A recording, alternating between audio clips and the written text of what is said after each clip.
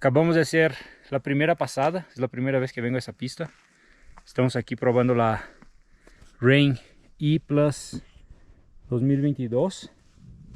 Como ustedes ya vienen acompañando ahí en la página.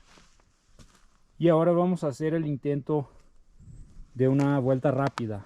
Ok, entonces vamos a poner el modo de asistencia intermedio, luego después del eco, porque esa pista es muy fluida, no tiene mucho pedaleo, no tiene repechos.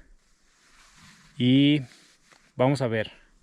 Baby Yoda con la nueva Rain E Plus 2022. A darle.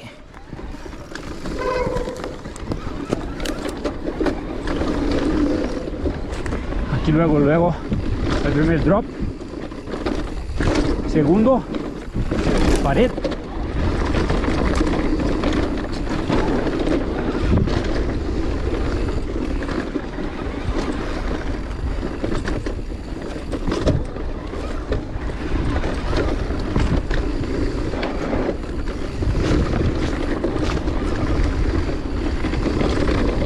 una pista bastante fluida,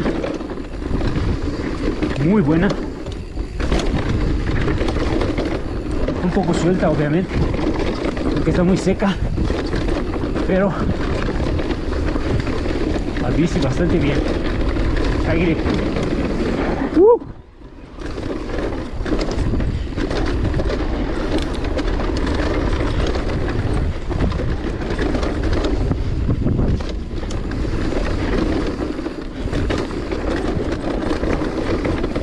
La segunda pasada que doy en esta pista, entonces no lo conozco muy bien, pero no tiene mucha ciencia tampoco.